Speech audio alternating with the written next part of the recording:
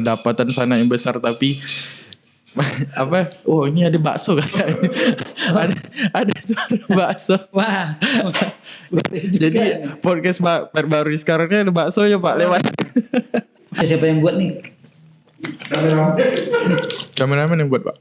Masalahnya agak asin ini mau kawin ya.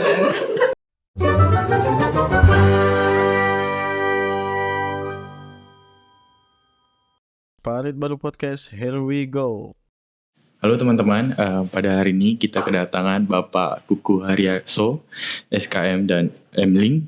Dan terima kasih Bapak untuk kehadirannya, untuk sempat hadir di Parit Baru Podcast. Ya, terima kasih. Dan memang kalau misal di Parit Baru Podcast itu diawali dengan perkenalan diri dan juga asal dan juga lahir dari mana masa kecilnya gitu Pak. Oh, gitu. Baik. Tapi secara singkat saja. Siap. Boleh Pak. Ya, nama saya Kuku Haryaso. Iya. Saya lahir di Jawa Timur, tepatnya di Desa Kudus, Jawa Timur. Tanggal lahir ya. Iya, boleh. 29 Oktober 1967. Oh, masih muda ya Pak. Masih, cucu baru 2. Jadi saya berdinas di Laboratorium Kesehatan Provinsi dari tahun 90. Itu dari analis angkatan pertama di 3 angkatan pertama. Terus S1-nya lingkungan. Terus kebetulan kita dipakai, ya ini ibarat laki-laki panggilan lah. Dosen terbang sana sini kan. Iya. Jadi ngambil S2 angkatan pertama di Universitas Tanjung Buran. Oh, angkatan pertama ya, Pak. Magister Ilmu Lingkungan. Alhamdulillah sampai sekarang ilmu itu kita pakai ngajar di Poltekkes jurusan Kesling sampai sekarang. Oke. Berarti Bapak sebagai staf di UPT Laboratorium Provinsi Kalbar. Berarti awalnya Bapak masuk itu di tahun berapa Pak? Sebelum jadi dosen atau jadi dosen dulu apa jadi staf UPT dulu Pak? Kebetulan dulu angkatan pertama dan dosen itu masih kurang.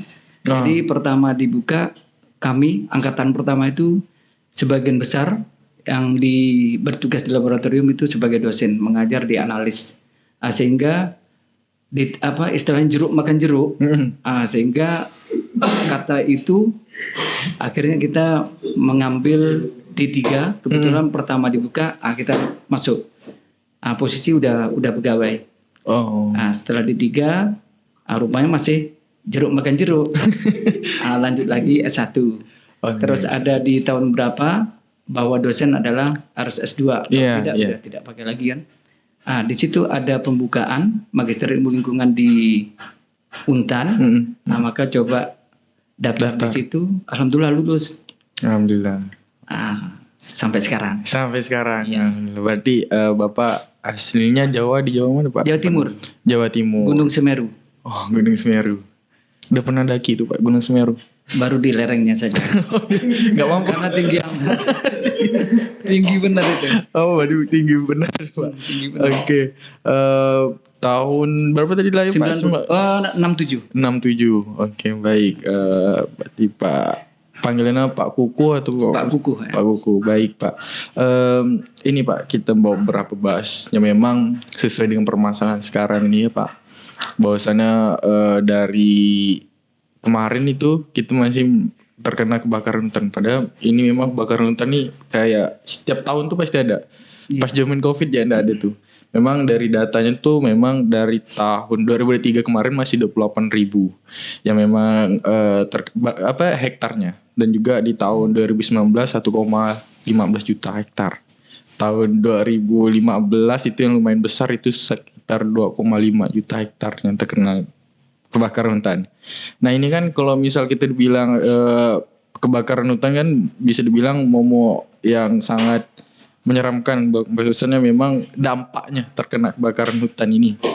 Jadi memang kena kebakaran hutan ini memang bahwasannya dampaknya kepada masyarakat maupun sumber daya manusianya dan juga lingkungannya itu semua saling berkaitan. Nah, gimana Pak kalau menurut dari segi kesehatan mengenai kebakaran hutan dan kenanya terhadap manusia nih Pak? Baik, jelaskan. Oh baik. Jadi kebakaran hutan ini seingat saya pada tahun 97 itu kebakaran besar-besaran. Khususnya di Kalimantan Barat itu bahkan ada istilah kiriman dari Kalimantan dari Indonesia ke Malaysia, Singapura, Kuching kan. Karena memang itu yang dekat. Siapa yang ngirim itu angin yang bawa kan. Ada udara adalah angin yang bergerak. Itu yang membawa. Dengan kecepatan maka cepat juga sampainya. Jadi kebakaran hutan ini memang bukan menjadi momok atau dilema kan. Tapi terus terang kalau Kalimantan pada umumnya adalah gambut. Gambut itu apabila saya udah lama di Kalimantan Barat, khususnya di Pontianak, itu dalam 1 tahun itu pasti ada kemarau kan. 3 bulan saja tidak hujan, maka kebakaran di mana-mana, baik disengaja maupun tidak kan gitu. Karena kalau kita bicara tentang perkebunan, itu sangat efektif memang untuk tebang, kering, bakar. Itu efektif sekali karena kalau sistem disuntik atau sistem pakai bahan kimia lama. Itu sangat lama dan perlu waktu dan biaya yang sangat besar. Seperti itu. Jadi kebakaran yang terjadi apabila tanahnya itu lahan-lahan gambut, maka itu kalau tidak hujan lebat sekali atau tidak disiram sampai berendam, bahasa sini berendam gitu kan, dia tidak akan mati. Bahkan akan menambah asap yang sangat kuat. Karena apa? Karena kandungan metan di situ. Jadi ada gas metan yang di gambut itu, gambut yang masih aktif. Setelah kering, itu sama dengan gas LPG. Sehingga kalau ada bara api itu tidak kelihatan dari atas, tapi di bawah. Dia akan lebih besar. Dengan adanya kelembapan, disiram gitu kan, atau disemprot, sehingga ini akan menambah asap. Asap ini berdampak sangat kompleks, baik lingkungan, makhluk yang hidup di situ dari yang paling kecil semut, sampai ke manusianya seperti itu. Bukan manusia saja, tapi tumbuh-tumbuhan semua mati. Yang makhluk hidup di situ mati. Dampak yang paling besar lagi dari sisi pekerjaan, itu juga akan mengurangi lahan pekerjaan bagi petani atau pengelola hutan itu sendiri. Ya contohnya kayu kan, kayu akhirnya rusak semua. Binatang yang tadinya simbiosis, itu akan menimbulkan wabah jadinya. Yang seharusnya tikus dimakan ular, karena ularnya udah mati terbakar, tikus bisa lari kencang gitu kan. Akhirnya seperti ternak, tikus merajalela bisa menyerang ke lahan-lahan masyarakat di sekitar. Banyak sekali dampaknya. Bahkan sampai kepada manusianya adalah berkaitan dengan kesehatan. Sebenarnya ini saya merasakan bahwasanya keresahan masyarakat juga ya Pak. Bahwasanya ada orang bilang yang bakar sana tapi yang dapat pendapatan sana yang besar, tapi ini ada bakso kayaknya. ada suara bakso. Wah. Jadi podcast Pak baru sekarang ini ada bakso ya Pak lewat. Mantap. Kita sambil bicara sambil makan nih Pak biar santai. Boleh. Tapi Pak. Mari teman-teman. Wah, ini benar-benar ini. Ini sampai makan siang Pak. Karena ini udah jam makan siang kita tidak sempat nih Pak. Siap. Boleh langsung nih. Boleh Pak. Sampai Pak. Bismillah. Ini siapa yang buat nih? Kameramen yang buat Pak. Masalahnya agak asin. Ini mau kawin ya? Mau kawin yang buat nih. Tadi saya nahan Pak bilang nggak asin. Turun Bapak yang bilang. Masa terasa bener. Tidak apa-apa. Oke Pak. Ini memang biar apa ya Pak? Kita sambil siang ini kan. Jadi sambil makan sambil kita berdiskusi. Jadi sambil Pak. Karena bakso ini cocok untuk segala waktu. Pak. Segala mau siang, malam, tengah malam, pagi, bakso sangat cocok untuk menemani semua ya Pak. Cuma asinnya nih yang terasa. Oke, nanti kita evaluasi tentang keasinan baksonya. Tapi garam bagus. Garam bagus. Bisa ngusir ular kan. Bisa untuk obat. Itu kalau misalnya sini itu ada kecap, Pak. Sudah, enggak apa-apa. Habis nanti habis. Tenang aja. Oke. Oke, Pak. Kita balik lagi topik lagi ya, Pak. Mengenai tadi polisi juga sebenarnya ini keresahan pada masyarakat. Ya memang maksudnya terdampaknya ISPA, asma dan juga bahkan sampai kanker juga bisa terkena dari asap ini, Pak. Nah, kalau dari segi kesehatan apakah itu asap langsung gimana atau penjelasannya bagaimana, Pak, untuk dari segi kesehatan? Oh ya. Jadi asap ini, kebakaran asap ini kan ada kandungan debu, partikel debu. Itu ada disebut TSP juga. Bahkan debu ini, partikel debu ini ada yang 10 PM, ada yang 2,5. Jadi kalau yang 10 itu terasa terhadap mata. Bahasa Jawanya kelilipan kan, kelilipan gitu. Karena agak kasar. Tapi kalau yang 2,5 itu terhirup masuk ke dalam. Ini yang berbahaya dan menyebabkan apa kandungan di situ? Di situ ada gas yaitu NOx, SOx, COx, bahkan di situ ada ozon juga. Sehingga kandungan-kandungan ini sangat-sangat berbahaya semua, bahkan sifatnya beracun. Apabila ini terhirup oleh manusia, maka dalam satu kali dia akan terasa pusing. Karena apa? Memang kekurangan oksigen, di situ racun yang terhirup gitu kan. Itu pertama. Terus yang kedua, bagi orang yang ngidap asma, ini akan kambuh. Yang tadinya mungkin ditidurkan oleh obat atau istirahat, maka dengan asap kebakaran hutan, asap yang baik itu kebakaran hutan maupun dari emisi kendaraan.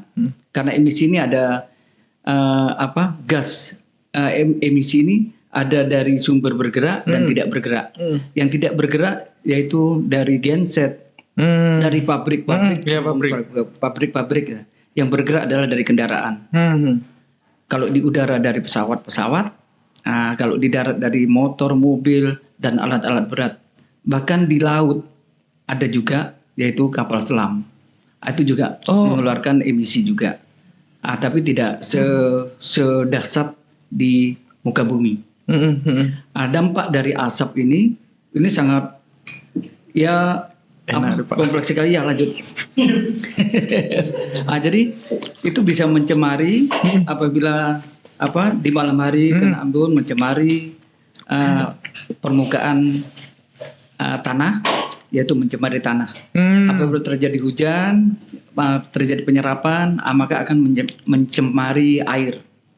Jadi kena semua gitu kan. Baik udara, oksigen akan tercemar, terus tanah bagi tanam-tanaman akan tercemar, teracuni juga. Bahkan resapan ke air minum kita kalau tidak dikelola betul-betul, maka kita akan keracunan juga. Sehingga sumber racun ini bukan hanya kalau dari makanan atau minuman itu jelas nampak kan. Tapi kalau dari udara, misalnya kita dalam ruangan ini ada gas beracun tanpa kita sadari, tahu-tahu lemas. Kelelahan, padahal kita kena gas beracun. Kita hirup terus-terusan selama di ruangan ini tanpa kita sadar, misalnya freon aja bocor. Itu kan ada kandungan racun.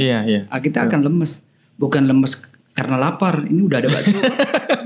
Bukan dibilang kekenyangan baksonya belum habis gitu kan. Jadi banyak faktor yang menyebabkan kita teler gitu kan. Bukan minuman saja. Jadi ada dulu zaman saya sekolah itu gas gelap. Itu kalau dosen atau guru yang agak garang sikit, tumpahin aja di mejanya. Dia ketawa sendiri. Kayak kegelian. Itu makanya disebut gas gelap. Semenjak sering kejadian dosen-dosen dibuat kayak orang gila gitu, ketawa sendiri, maka udah ditiadakan itu. Bener. Tumpahkan aja sedikit, dia bening, tidak berwarna, udah keciuman, ketawa sendiri. Jadi kayak kena gelitik. Oh, berarti ada kandungan kimia yang memang membuat Ada reaksinya. membuat reaksi merangsang apa ya rasa kegelian gitu kan. Begitu juga kayak agi itu argentum itu bahan kimia jernih, serbuk. Kalau serbuknya putih, kalau dicairkan, dilarutkan, itu bening. Itu nyentuh, itu biasa dibuat tai lalat. Itu bisa bertahan 2 minggu. Makanya tai lalat bisa dipindah-pindah. Padahal itu agi. Pemakaian sedikit aman, tapi kalau udah kebanyakan bisa jadi kanker. Oh, kanker kulit. Ya, kembali lagi ke asap. ISPA, asap ini kalau terhirup terus-menerus, ISPA akan kambuh, asma akan kambuh. Apabila terus-menerus kontinuitas, maka apa dampak terakhir adalah bisa menyebabkan kanker.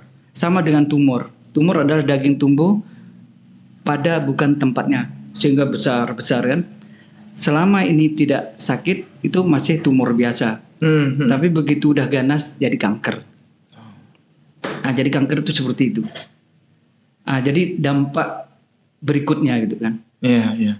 Contoh lagi merkuri. Merkuri apabila berdiri sendiri yang ada di air, di penambangan emas kan, itu tidak jadi masalah. Tapi begitu terakumulasi dalam tubuh, maka terjadi metil merkuri. Itu yang akan menyerang saraf. Ini saraf pusat, merentahkan motorik ini, ambil bakso. Tapi ini tidak sesuai. Menurut pusat nih tidak sinkron. Ngambil bakso ini pula yang dipegang. Bakar rokok kumis yang dibakar. Itu terjadi di Jepang. Namanya Menamata dijadikan nama penyakit. Padahal itu nama desa yang tercemar oleh merkuri, oleh tambang emas. Maka semua makan di situ hasil laut dimakan kucing. Jadi lihat filmnya itu disetel oleh orang Jepang itu. Kebetulan Bapak ikut kan. Jadi seakan-akan mau lari ke pintu, tapi dinding yang tabrak. Mundur, tabrak. Jadi mati satu persatu. Nyuap anaknya ndak ke mulut. Karena satu kampung itu kena cemaran merkuri tadi. Yang sekian lama, bukan sehari 2 hari, tapi sudah bertahun memang. Sehingga sampai ke binatang pun seperti itu. Sehingga musnah, mati semua satu kampung itu. Barulah ditetapkan menjadi nama penyakitnya, yaitu Menamata. Sebenarnya nama kampung itu di suatu pulau gitu kan. Seperti itu sejarah Menamata yang ada di Jepang. Tapi memang kalau misal kesadaran dari masyarakat itu tentang perihal, ya kita juga permasalahan dari Jepang juga itu juga lumayan sangat seram kalau bisa didengar ceritanya tuh. Bahkan satu kampung bisa terkena dampak seperti yang bisa dibilang hampir sama menyeramkan, bisa membuat mati juga manusia juga kan gitu kan. Betul. Jadi memang kesadaran masyarakat tentang hal-hal seperti ini kurang Pak, minim untuk hal ini. Memang perlu secara holistik buat menyampaikan sesuatu seperti ini. Karena memang dari pemerintah maupun dari kesehatan dan segala macam untuk memberikan tahu tentang kesehatan itu sangat penting Pak. Karena memang di tempat saya juga untuk kita lihat anak-anak bayi itu biasa dimandikan sama orang tua itu mandi sungai itu Pak. Tapi ya karena aliran sungai itu laju dan segala macam mungkin bagus kali ya. Tapi memang ya air itu juga bisa terminum, mungkin jadi pencernaannya juga jadi terganggu dan segala macam, dan menyebabkan anak tuh bisa menjadi stunting bisa dibilang sekarang tuh ya.